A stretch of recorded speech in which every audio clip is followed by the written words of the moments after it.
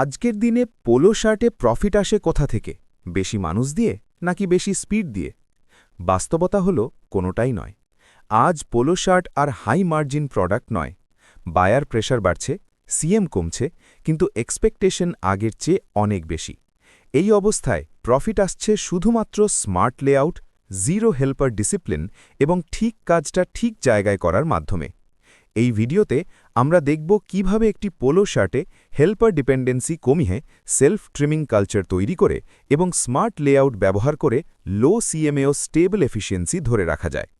পুরো ভিডিওটি মনোযোগ দিয়ে দেখুন, কারণ এখানে বলা প্রতিটি বিষয় আপনার ডেইলি প্রোডাকশন, এফিসিয়েন্সি এবং প্রফিটের সাথে সরাসরি যুক্ত। Polo shirt smart layout and efficiency strategy. বাংলাদেশের তৈরি পোশাক শিল্প বা আরএমজি ইন্ডাস্ট্রি আজ একটি কঠিন কিন্তু সম্ভাবনাময় সময় পার করছে। বিশ্ববাজারে প্রতিযোগিতা টিকিয়ে রাখতে হলে এখন আর আগের মতো কাজ করলে চলবে না। সময়ের সাথে সাথে আমাদের কাজের ধরন, চিন্তার ধরন এবং উৎপাদন কৌশল সবকিছু বদলাতে হচ্ছে। ক্রমাগত শ্রমমূল্য বৃদ্ধি, লিড টাইম কমানোর চাপ, ক্রেতাদের উচ্চমানের চাহিদা এবং আন্তর্জাতিক কমপ্লায়েন্স মান বজায় রাখার প্রয়োজনীয়তার কারণে অটোমেশন এবং আধুনিক প্রযুক্তি নির্ভর উৎপাদন ব্যবস্থা এখন এই শিল্পের একটি অপরিহার্য অংশ হয়ে উঠেছে। বর্তমান গার্মেন্টস ইন্ডাস্ট্রিতে পোলো শার্ট আর আগের মতো হাই মার্জিন প্রোডাক্ট নয়। বায়ার প্রেশার, সিএম কমে যাওয়া এবং শ্রমিকদের বেতন বৃদ্ধি সব মিলিয়ে পোলো শার্ট এখন একটি সম্পূর্ণ ভলিউম ড্রিভেন আইটেম। এই বাস্তবতা আমাদের স্পষ্টভাবে বলে দিচ্ছে এখন প্রফিট আসবে শুধু বেশি প্রোডাকশন দিয়ে নয়, বরং স্মার্টার প্রোডাকশন দিয়ে। এই অবস্থায় পোলো শার্টে প্রফিট ধরে রাখার একমাত্র উপায় হল right layout, balanced SMV, controlled manpower এবং জিরো হেল্পার ডিসিপ্লিন। আজকের এই ভিডিওতে আমরা খুব পরিষ্কারভাবে দেখব কিভাবে একটি পোলো শার্ট স্মার্ট লেআউটের মাধ্যমে, সেলফ ট্রিমিংয়ের মাধ্যমে হেল্পার ডিপেন্ডেন্সি কমিয়ে স্টেবল এফিসিয়েন্সি ধরে রাখা যায়। এই ভিডিওটি শুধুমাত্র একটি প্রসেস দেখানোর জন্য নয়, বরং একটি মাইন্ডসেট তৈরি করার জন্য। Polo shirt process flow, smart layout concept. Polo shirt zero helper কনসেপ্টে কাটিং এবং প্রিন্ট সাপোর্ট হল জিরো হেল্পারের মূল ভিত্তি। জিরো হেল্পারে কাজ করার জন্য কাটিং এবং প্রিন্ট ডিপার্টমেন্টের সাপোর্ট সবচেয়ে গুরুত্বপূর্ণ। কাটিং বা প্রিন্ট থেকে যদি সিরিয়াল ওয়াইজ গার্মেন্টস না আসে, তাহলে কোনোভাবেই জিরো হেল্পারে কাজ করা সম্ভব নয়। কাটিং থেকে চেক ছাড়া রিজেক্ট পার্ট, রিপ্লেস ছাড়া রিজেক্ট বডি এবং প্রিন্ট থেকে সিরিয়াল ছাড়া গার্মেন্টস এলে কোনো অবস্থাতেই জিরো হেল্পার সিস্টেম ইমপ্লিমেন্ট করা যাবে না। কারণ এখানে একটি বিষয় খুব পরিষ্কার, সিরিয়াল ভাঙলে ফ্লো ভাঙবে, ফ্লো ভাঙলে এফিসিয়েন্সি ভাঙবে, আর এফিসিয়েন্সি ভাঙলে ফ্যাক্টরি টিকে থাকা কঠিন হয়ে পড়ে। তাই কাটিং এবং প্রিন্ট এই দুই জায়গা থেকে ডিসিপ্লিন নিশ্চিত করাই হল জিরো হেল্পারের ফাউন্ডেশন। জিরো হেল্পার মানে শুধু সিউইং ফ্লোর নয়, জিরো হেল্পার মানে পুরো ফ্যাক্টরি ডিসিপ্লিন। Initial process. শুরুর দিকে ফিউজিং মেশিনে প্ল্যাকেট ফিউজিং এবং রোলিং করা হয়। এখানে ইন্টারলেনিং রোল আকারে কাটিং সেকশন থেকে সরবরাহ করা হয় এবং প্ল্যাকেট সিঙ্গল পিস আকারে সরবরাহ করা হয়, অবশ্যই স্টিকার মেনটেন করে। এই ছোট্ট কিন্তু গুরুত্বপূর্ণ ডিসিপ্লিন ফলো করার মাধ্যমে দুজন ম্যান পাওয়ার রিডিউস করা সম্ভব হয়। এই জায়গাতেই আমরা বুঝতে পারি সঠিক প্ল্যানিং মানেই direct cost saving. 1. Placate attach. একটি পোলো শার্টের সবচেয়ে গুরুত্বপূর্ণ প্রসেস হল প্ল্যাকেট অ্যাটাচ। নেট গার্মেন্টসে পোলো শার্টের সবচেয়ে ক্রিটিক্যাল অপারেশন হল প্ল্যাকেট অ্যাটাচ করা। এখানে প্ল্যাকেট অ্যাটাচ করা হয় রোবোটেক মেশিনে অথবা M5 মেশিনে মিডল কাট মার্ক এবং লেজার লাইট ব্যবহারের মাধ্যমে। ট্রেডিশনাল মেথডে প্ল্যাকেট অ্যাটাচ করার আগে বডিতে মার্কিং করা হয়, কিন্তু আমাদের অ্যাডভান্সড মেথড লেআউট সিস্টেমে লেজার লাইট ব্যবহারের মাধ্যমে প্ল্যাকেট অ্যাটাচ করা হয়। এর ফলে মার্কিংয়ের জন্য কোনো হেল্পার প্রয়োজন হয় না। এই স্টেজে আমাদের খুব সতর্ক থাকতে হবে। এখানে অবশ্যই খেয়াল রাখতে হবে যেন প্ল্যাকেট স্ল্যান্টেড না হয়। প্ল্যাকেট প্লেসমেন্ট ভুল হলে পুরো পোলো শার্টের কোয়ালিটি ফেল করে। প্ল্যাকেট অ্যাটাচ করার সময় fusing accuracy, using temperature, placate alignment এবং স্ট্রেচ কন্ট্রোল এই বিষয়গুলো প্রতিটি অপারেটর এবং সুপারভাইজারকে স্পষ্টভাবে বুঝতে হবে। কারণ প্ল্যাকেট যদি ইনিশিয়াল স্টেজেই পারফেক্ট হয়, তাহলে পরের 10টা অপারেশন অটোমেটিক কন্ট্রোলে চলে আসে। এখানে ভুল মানে পরের সব প্রসেসে ঝুঁকি। 2. Shoulder join with size sticker match. এর পরের প্রসেস হল শোল্ডার জয়েন। শোল্ডার জয়েন করার সময় অবশ্যই সাইজ স্টিকার ম্যাচ করে কাজ করতে হবে, না হলে মারাত্মক ভুল হওয়ার সম্ভাবনা থাকে। ফ্রন্ট পার্ট এবং ব্যাক পার্টের শেড ভেরিয়েশন হওয়ার সম্ভাবনা তৈরি হয়, যা ফাইনাল ইন্সপেকশনে বড় ধরনের ইম্প্যাক্ট ফেলে। 3. Sleeve join. স্লিভ জয়েন হল পোলো শার্টের সবচেয়ে ফ্লো সেন্সিটিভ অপারেশন। এখানে অবশ্যই দুই পাশের স্টিকার এবং নাম্বার ম্যাচ করে কাজ করতে হবে। বডি এবং স্লিভের সিরিয়াল না মিলিয়ে কোনোভাবেই স্লিভ জয়েন করা যাবে না। যদি কখনো স্টিকার ম্যাচ না হয় তাহলে অবশ্যই কোয়ালিটি ডিপার্টমেন্টের সাহায্য নিতে হবে। নিজের মতো করে ডিসিশন নেওয়া যাবে না। একটি স্লিভ মিস্টেক পুরো পোলো শার্টের কোয়ালিটি ধ্বংস করে দিতে পারে। স্লিভ জয়েন করার সময় স্লিভের 4টি পয়েন্ট ম্যাচ করে কাজ করতে হবে। স্লিভ জয়েনে স্লিভ কালপার্ট শেয়ারিং এবং আনইভেন একটি ক্রিটিক্যাল কোয়ালিটি ইস্যু। এই দুটি ইস্যু যদি পরের প্রসেসে চলে যায় তাহলে কন্ট্রোল করা খুব কঠিন হয়ে পড়ে। তাই স্লিভ জয়েন স্টেজেই কন্ট্রোল মাস্ট। এখানে কম্প্রোমাইজ করার কোনো সুযোগ নেই। 4. Placket 1/16 top stitch and mid caesar.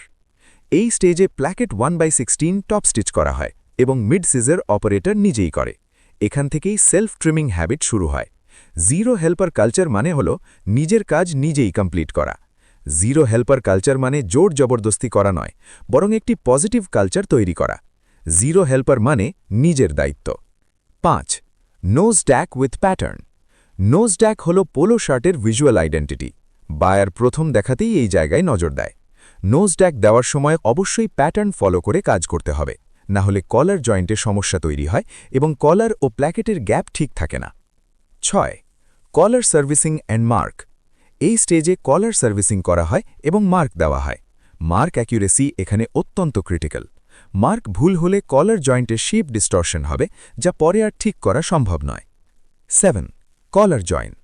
Collar join একটি গুরুত্বপূর্ণ প্রসেস এবং এখানে কোনো শর্টকাট চলবে না। কলার জয়েনে কোনো শেয়ারিং চলবে না, কলার লুজ চলবে না এবং কোনো আনট্রিমড থ্রেড রাখা যাবে না। ক্লিন ওয়ার্ক এখান থেকেই শুরু হয়। 8. নেক পাইপিং অ্যান্ড কাট। এই অপারেশনে কোনো ওয়েভি অ্যাকসেপ্ট করা যাবে না। নেক পাইপিং স্মুথ না হলে পুরো গার্মেন্টের লুক নষ্ট হয়ে যায়। 9. Calf attach without servicing. এখানে ডাইরেক্ট কাফ অ্যাটাচ করা হয়। খেয়াল রাখতে হবে যেন কোনোভাবেই কাফ শেয়ারিং না হয়। কারেক্ট কাফ জয়েন মানেই calf top stitch stage smooth হওয়া নিশ্চিত করা। 10. Arm whole top stitch. Arm whole top stitch একটি খুবই গুরুত্বপূর্ণ প্রসেস। এখানে আনইভেন, ওয়েভি বা পাকারিং কোনোভাবেই অ্যাকসেপ্ট করা যাবে না। এই জায়গার কোয়ালিটি বায়ার ইন্সপেকশনে খুব গুরুত্ব পায়। 11. Thread trim, placate corner cut and back neck label mark. এই প্রসেসটি অত্যন্ত গুরুত্বপূর্ণ। কর্নার কাট ভুল হলে পুরো বডি রিজেক্ট হয়ে যেতে পারে। মার্ক ভুল হলে লেবেল স্ল্যান্টেড হওয়ার সম্ভাবনা থাকে।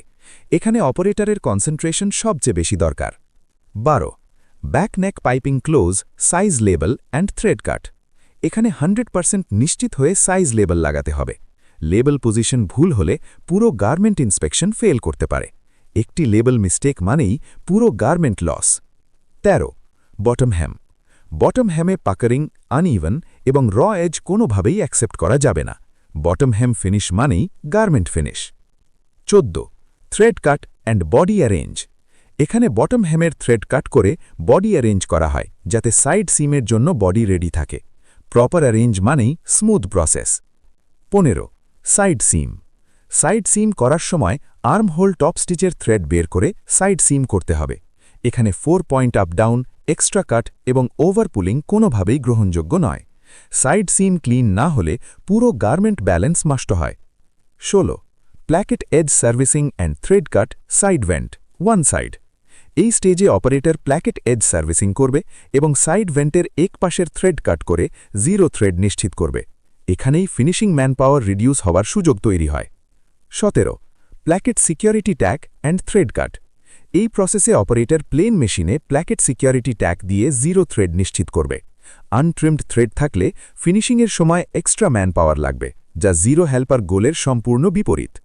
জিরো হেল্পার মানে zero loose end. 18. Care label attach, thread cut, side vent. এটি একটি গুরুত্বপূর্ণ প্রসেস। লেবেল ডিসপ্লেসমেন্ট কোনোভাবেই গ্রহণযোগ্য নয়। অপারেটরকে এখানে অত্যন্ত সতর্ক থাকতে হবে এবং অবশ্যই সাইড ভেন্টের থ্রেড কাট করে জিরো থ্রেড নিশ্চিত করতে হবে। 19. Side vent bar tag and body turn. Bar tag সঠিক জায়গায় দিতে হবে। সাইড ভেন্ট এরিয়াতে বার ট্যাগ স্ল্যান্টেড হলে অ্যাকসেপ্ট করা যাবে না। এই ছোট্ট ডিটেলই বায়ার স্যাটিসফ্যাকশন তৈরি করে। 20. Button whole with pattern mark 3 point. Button whole polo শার্টের একটি অত্যন্ত গুরুত্বপূর্ণ প্রসেস। মেজারমেন্ট ঠিক না হলে পুরো গার্মেন্ট রিজেক্ট হয়ে যাবে। মেজারমেন্ট শিট ফলো করে মেশিন প্যাটার্ন ফলো আপের মাধ্যমে বাটন হোল করতে হবে। মার্ক অ্যাকুরেসি এবং স্টিচিং কোনোভাবেই ভুল করা যাবে না। 21 বাটন পজিশন মার্ক। এখানে দুটি বিষয় অবশ্যই মেনটেন করতে হবে, সাইজ ওয়াইজ মার্কিং এবং প্যাটার্ন ফলো। মার্ক ভুল হলে বাটন অ্যাটাচ ভুল হবে এবং গার্মেন্ট কোয়ালিটি ফেল করবে। 22 button attach and insert 4 button. এখানে অপারেটর বাটন অ্যাটাচ এবং ইনসার্ট একসাথে করে। বাটন পজিশন ঠিক আছে কিনা তা নিশ্চিত করতে হবে এবং বাটন অ্যাটাচের ক্ষেত্রে টেস্ট পাস করা হয়েছে কিনা চেক করা জরুরি। Final process body turn for final QC. সবশেষে টার্নিং এবং ফাইনাল অপারেশন করা হয়। এখানে একজন হেল্পার বডি চেক করবে, টার্ন করবে এবং সাইজ অনুযায়ী বান্ডেল কোয়ান্টিটি চপ করে ফাইনাল কিউসির জন্য প্রস্তুত করবে। এটি পুরো প্রোডাকশনের শেষ গেট।